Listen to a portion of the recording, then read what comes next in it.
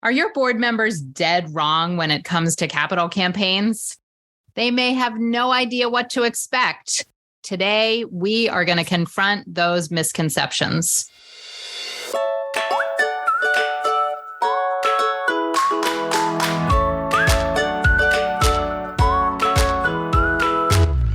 Welcome to All About Capital Campaigns, a podcast that provides fuel for your nonprofit's growth.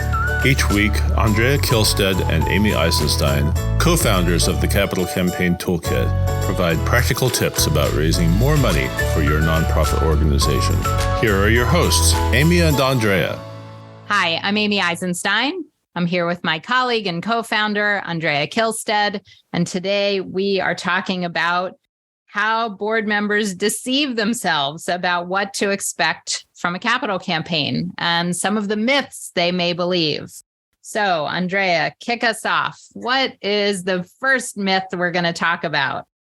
You know, Amy, the most common myth, I think, is that somehow a biggest amount of money for a capital campaign is going to come from some very rich person somewhere, like Bill Gates or Oprah Winfrey or Elon Musk or whoever you name a very rich person. Somehow that very rich person is going to ride in on a white horse and give a huge gift to their campaign. Mackenzie Scott. Mackenzie Scott. Yes, she's the newest. Yes, she's going to drop from the sky and, bestow millions of dollars on your campaign. I mean, she's doing that, but the gifts are fewer and far between than they may seem. So you can't rely on that. Yeah, and chances are that's just plain old not going to happen. It's just not going to happen. So if it happens, that's great, but you can't build a campaign based on that. And the sooner your board members understand that, the sooner they're going to roll up their sleeves and get to work and get serious about a capital campaign.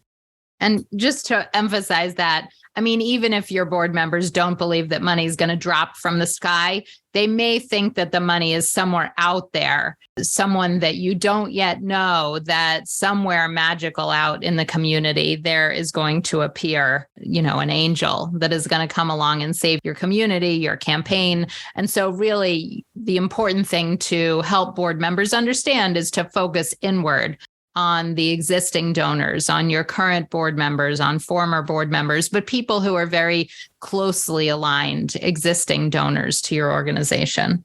So, the other misconception and sort of the opposite of the first one is that the money is going to come in equal amounts. So if you want to raise $1 million, that if you just get 100 $10,000 gifts, your campaign's going to be done.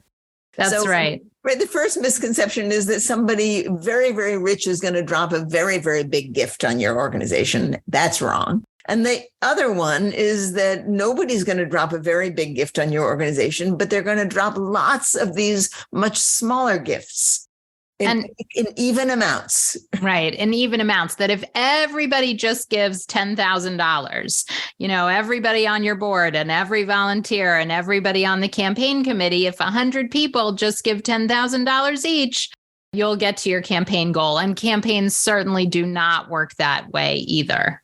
Yeah. The connected misconception is if we just have bricks, $10,000 bricks, and we put them around our new building, the people are going to give $10,000 a brick and the campaign's going to be done. Well, good luck with that. Do you know how hard it is to get that many people to give $10,000? You have to have a really big donor file of people who already give you significant amounts of money to pull something like that off. And chances are you don't come close. So that's misconception number 2. What's misconception number 3, Amy? Misconception number 3 is that the current staff, the development director, is just going to do it all. And without any additional help or resources from the board or any additional staff or consultants, that the campaign's just going to magically come together with the existing staff. Somehow, we like to joke that, maybe the existing staff is sitting around twiddling their thumbs and they have extra time to raise an extra $2 million or $5 million. But, I'm being a little obnoxious here, but the board members who think that they don't have to provide any support or connections or additional resources or staff up that's the misconception, that the organization can just do it with existing resources and that board members don't need to help because the staff is just going to do it. I think many board members have very little idea of how much work it is to raise the annual fundraising. They don't know. They're often not very involved in that, and they simply don't understand what it takes to put on a big gala event, for example. They don't understand how the development staff is spending their time. And it looks to them like, well, that's what we hire them for, right? We're going to have $1 million campaign. Well, okay, whatever your development staff name is, right? It's up to you. But when the development staff comes back and says, well, we're going to need additional staff to make that happen, the board is surprised. Right.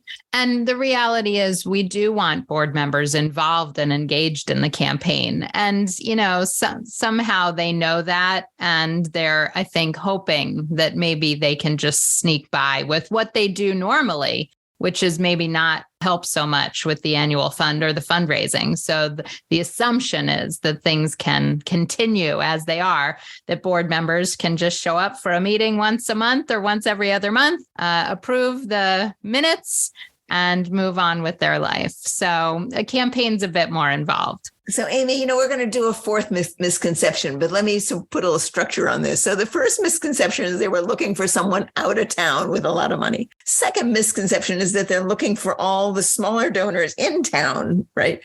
The third misconception is that they're looking at the development director to do it all. The fourth misconception has to do with what the board's role is in doing this. Now, here we're getting closer to home, and here we're getting closer to reality, actually. So what's our fourth misconception, Amy? The fourth misconception is that board members will be expected to give bigger gifts than perhaps that they can, or they'll be asked for enormous gifts, or they really don't know what gifts they're going to be asked for. So it's a source of anxiety, and that they're going to have to ask their friends for big gifts as well. And neither of those two things are really the case. In most campaigns, board members are expected to give a significant and meaningful gift for their own personal budget, but not well over whatever that is. So board members are expected to give, but they're not expected to go bankrupt or even do something that's way out of their means or their range. And the second thing is that while we do want board members to make connections with people who would care about the cause, would be interested in the campaign, there is no expectation that board members who are uncomfortable and unprepared go out and ask for significant gifts. So let's put those myths to bed. Those are four pretty common myths. These aren't, it's a rare board that someone on that board doesn't believe some of these four misconceptions. And the question really is, how do you help your board understand the reality of capital campaigns and not be left with these misconceptions? What are the things someone can do to help their board? Well, as a starter, the easiest thing to do is go to the Capital Campaign Toolkit website and download our Board Members Guide to Capital Campaigns. And it's in the resources section of our website. And it's free and it's downloadable. And it talks about every single one of these things that we mentioned. So you can circulate this Board Members Guide to Capital Campaigns that you can find on our website. The other thing, of course, is ongoing board training. And we like to think about ongoing learning opportunities. Training for your board for a capital campaign should not be and is not a one and done exercise. It's something that should be discussed at every single meeting for months and maybe years leading up and into the beginning parts of a campaign. Now, here at the Capital Campaign Toolkit, our clients do receive both ongoing board training and one-off board trainings as part of our service. So if you are thinking about a campaign and you're not sure where to get started with your board, I would encourage you to call us and we'd be happy to discuss how we help board members overcome some of these myths. I hope you learned something and enjoyed listening to us, and we will see you next time.